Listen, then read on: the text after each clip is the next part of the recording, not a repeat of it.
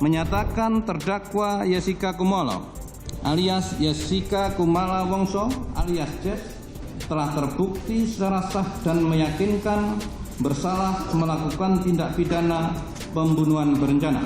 Di dalam kasus Jessica ini dilakukan otopsi forensik yang hasil otopsi itu dituangkan di dalam visum et repertum. Ya, sebelumnya juga kita sudah merencanakan, tapi kebetulan setelah ada Netflix ini, kita akhirnya mungkin lebih mempercepat. PK.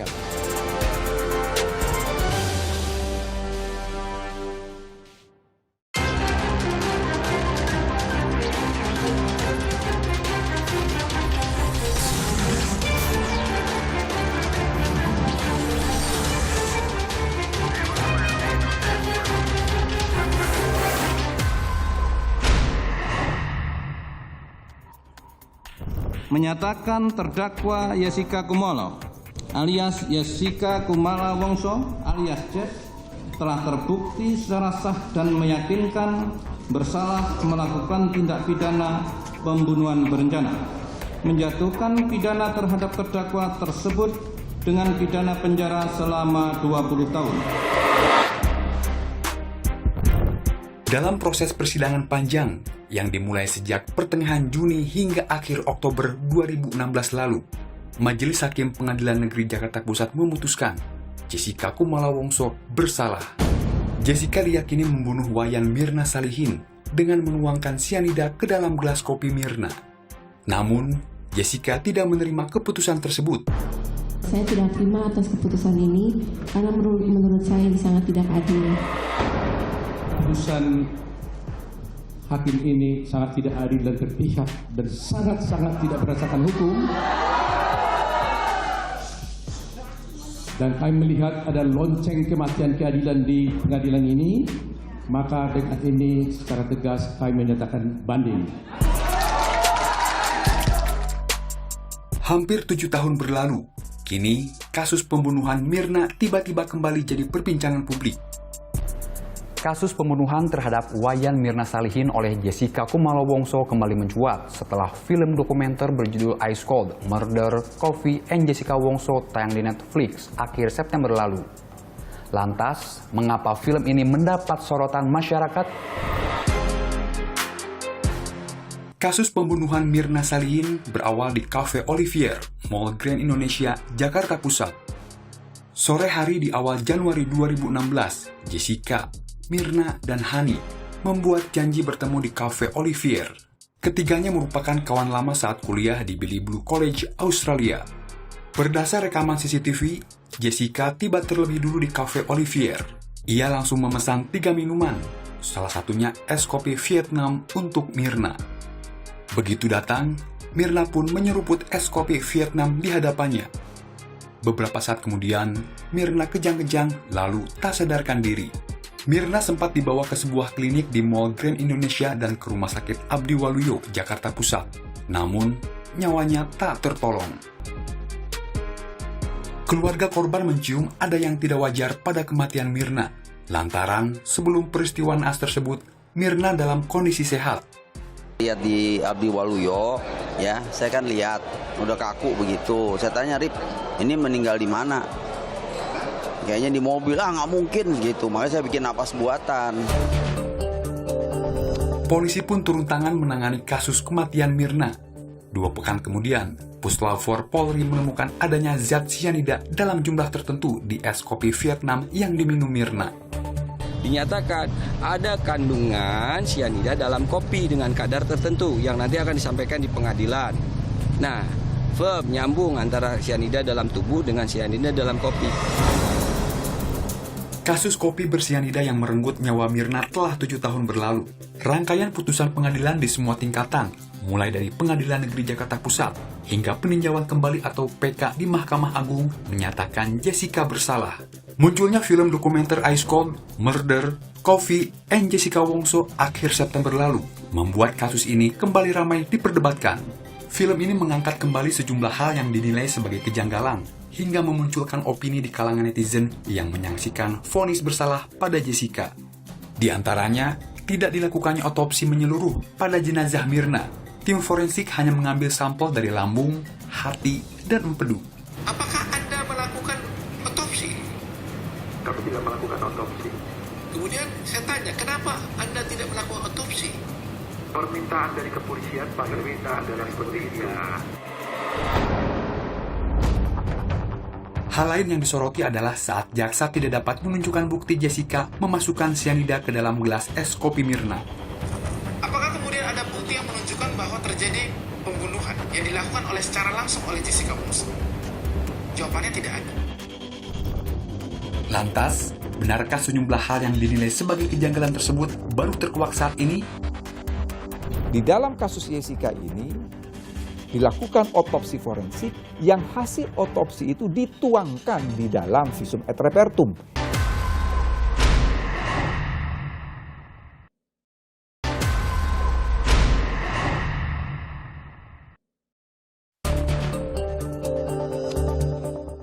Proses hukum kasus kopi cyanida kini jadi pembicaraan publik menyusul terbitnya sebuah film dokumenter berjudul Ice Cold yang mengangkat perjalanan kasus yang menjerat Jessica Kumala Wongso. Opini publik tergiring, mempertanyakan vonis bersalah yang diterima Jessica. Ketiadaan bukti langsung bahwa Jessica mencelupkan cyanida dalam kopi yang diminum Mirna Salihin, serta tidak adanya hasil otopsi menyeluruh terhadap jenazah korban membuat publik terbelalak. Ayo Pak Oto ini Pak. Friska Clarissa, jurnalis yang meliput sidang Jessica tahun 2016 lalu, menceritakan jalannya persidangan kepada kami. Friska menilai, tak ada fakta baru yang diungkap film dokumenter tersebut. Kalau saya nonton dokumenternya di Netflix, Ice Cold itu bisa dibilang nggak ada fakta baru. Kenapa? Karena kalau saya amati dan saya nonton dari awal sampai akhir, itu lebih ke menggambarkan bagaimana perspektif para pihak terkait dengan kasus kopi cyanida, menyampaikan hal-hal yang tidak disampaikan di muka persidangan. Fakta yang disajikan di persidangan tidak ada yang berbeda juga, tapi bagaimana memandang fakta yang disajikan di persidangan dari masing-masing pihak. Tidak dilakukannya otopsi menyeluruh pada jenazah Mirna, melainkan dokter forensik yang hanya mengambil sampel pada lambung, hati, dan empedu korban telah terungkap di sidang akhir Agustus 2016 lalu. Pada lambung jenazah kita tidak buka, karena ini hanya untuk pemeriksaan toksikologi. Kami hanya mengambil sebagian dari isi lambung itu untuk pemeriksaan patologi anatomi untuk melihat kerusakan apa yang terjadi pada lambung melalui mikroskop. Kami menyimpulkan bahwa memang yang menyebabkan kematian daripada saudari Mirna itu adalah cyanida. Apalagi di dalam lambung ditemukan juga 0,2 mg per liter dari cyanida. Tidak dilakukannya otopsi secara menyeluruh pada jenazah Mirna menimbulkan tanda tanya dari pengacara Jessica. Perdebatan pun terjadi di persidangan. Permintaan dari kepolisian, Pak, nah, kenapa tidak dilakukan pemeriksaan otak? Pak, ya, dengan hal-hal yang kita tidak ketahui. Ya. Di persidangan juga terungkap, polisi melayangkan surat permohonan untuk melakukan otopsi kepada keluarga korban. Dalam ingatan Friska Clarissa, persoalan otopsi sempat menjadi perdebatan dalam keluarga Mirna Salihin. Sementara itu, polisi menginginkan dilakukan otopsi. Kedua pihak akhirnya mengambil jalan tengah. Satu hal yang memang jadi perdebatan bahkan di 2016. Pada saat itu, saya mewawancarai langsung ayah Mirna, Darmawan Salihin, juga suami dari almarhum Mirna, Arif Sumarko. Mereka bercerita bahwa dari pihak keluarga ada perdebatan. Dengan otopsi artinya kan harus dibedah ulang jenazah Mirna Salihin. Sementara pada saat itu keluarga ingin jenazah dikebumikan dengan bentuk atau dengan utuh begitu. Tapi di sisi lain, keluarga juga menginginkan keadilan yang bisa didapatkan. Waktu itu penyidik bilang bahwa harus ada otopsi. Otopsinya apa akhirnya jalan tengah yang diambil? Ya diambil sampel di beberapa bagian tubuh yang bisa menunjukkan ada racun atau tidak yang menyebabkan kematian Mirna Salihin. Nah, kenapa nggak diotopsi waktu direct dari Abdi Waluyo saya bawa ke Kramat Jati atau panggil polisi? Saya bisa lakukan itu sebetulnya, ya. Polda saya bisa panggil, ya minta tolong lah ya, ini kenapa anak saya gitu. Saat kami temui baru-baru ini, Otto Hasibuan menyayangkan kenapa aparat penegak hukum tak melakukan otopsi secara menyeluruh pada jenazah Mirna. Padahal otopsi dapat membantu polisi mengetahui penyebab pasti kematian Mirna. Pertama kali setiap saya tangani kasus pembunuhan, selalu pasti saya bicara dengan visum et repertum dulu. Karena prinsip yang utama, ya, yang bagi seorang lawyer, pidana, kalau melihat kasus pembunuhan, bukan perbuatan yang dilihat dulu. Pertama yaitu, ada yang mati nggak? Ada yang luka nggak? Gitu. Kalau yang mati, oke. Mana mayatnya? Lantas mayatnya kan tentunya nggak bisa lihat lagi, kan pasti ditunjukkan dalam berita visum et repertum, mana mayatnya, apa sebabnya dia mati, itu kita teliti. Pada kasus kematian tak wajar, proses otopsi mutlak diperlukan untuk mengetahui penyebab pasti kematian. Pelaksanaan otopsi telah diatur dalam Undang-Undang Hukum Acara Pidana atau KUHAP. Penyidik berwenang meminta keterangan ahli tentang pemeriksaan bedah mayat. Dalam peraturan Kapolri dijelaskan mengenai teknis pemeriksaan barang bukti pada korban yang diduga meninggal karena racun. Pemeriksaan dilakukan dengan otopsi, dimulai dari organ tubuh seperti lambung, hati, ginjal, dan jantung.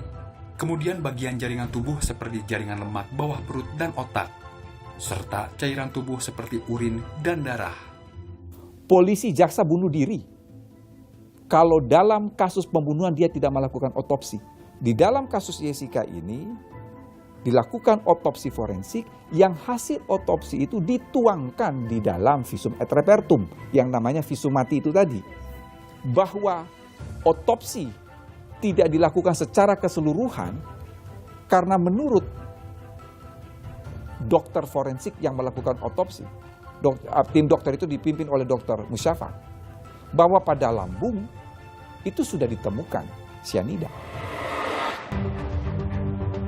Hal lainnya yang kembali menjadi sorotan publik adalah tidak adanya bukti langsung Jessica menuangkan sianida ke dalam gelas kopi Mirna. Dalam kasus Jessica, betul tidak ada direct evidence, tetapi bukan berarti tidak ada kasus pidana. Kan ada 7 jenis alat bukti lainnya.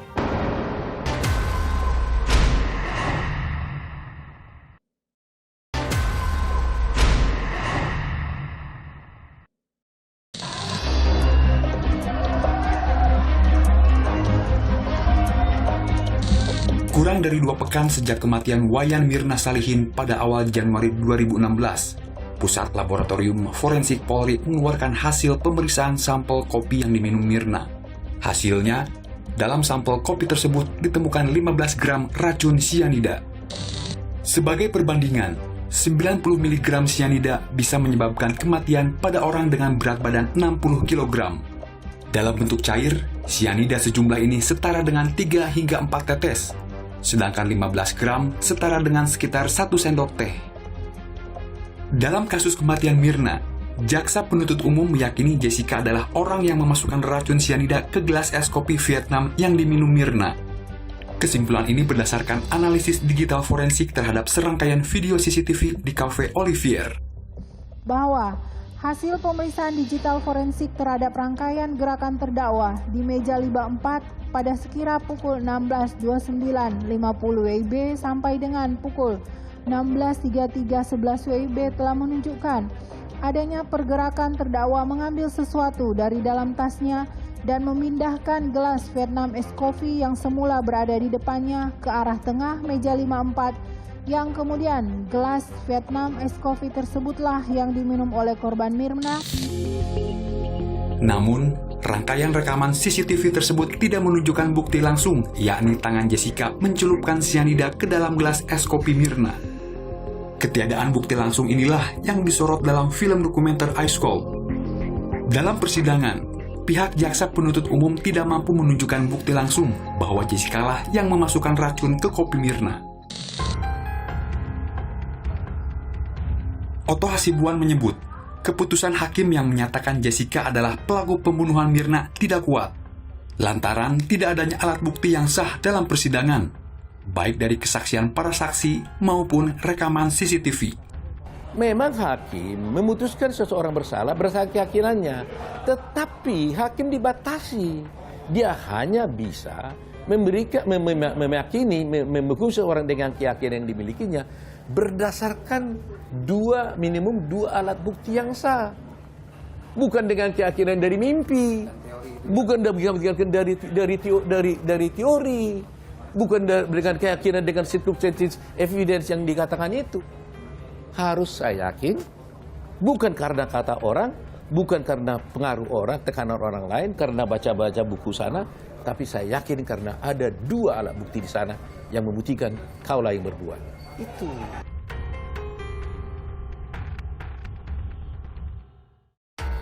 Terkait hal ini, kami mencoba mewawancarai salah satu jaksa penuntut umum yang menangani kasus pembunuhan Mirna. Namun, permintaan wawancara kami ditolak. Pakar hukum pidana UGM, Edward Omar Sarif menilai, tidak setiap penanganan perkara pidana memerlukan saksi mata yang melihat secara langsung suatu tindak kejahatan. Ada alat bukti lain yang bisa digunakan untuk mengetahui pelaku di balik sebuah tindak pidana. Tidak mesti bahwa setiap perkara pidana itu harus ada saksi mata. Dalam kasus Jessica, betul tidak ada direct evidence, tetapi bukan berarti tidak ada kasus pidana. Kan ada 7 jenis alat bukti lainnya. Lalu mengatakan pembuktian dalam kasus Jessica ini menggunakan scientific evidence. Ada juga physical evidence. Dalam kasus Jessica ini ada 30 physical evidence. Tapi karena saya sudah melihat hard evidence-nya, ada 30 hard evidence-nya, keterangan saksi, keterangan ahli, saya meyakini bahwa peninjauan kembali hanya dapat diajukan 1 kali. Pengacara Jessica, Otto Hasibuan, menyebut Jessica akan mengajukan PK lagi ke MA. Bagi Otto, opini masyarakat yang terbentuk dari film Ice Cold jadi momentum untuk mempercepat pengajuan PK lagi. Ya, sebelumnya juga kita sudah merencanakan, tapi kebetulan setelah ada Netflix ini, kita hanya mungkin lebih mempercepat. PK. Banyak sih, banyak hal-hal yang menurut aku kayak jauh lebih membingungkan sih sebenarnya. Dan ceritanya itu kan juga lucu ya, dari ketika Mirna meninggal, warnanya biru, terus habis itu jadi warna merah. Satu figur yang kemudian dari film ini yang tidak saya dapatin di sebelumnya, yang kemudian saya percaya banget itu Dr. Jaya.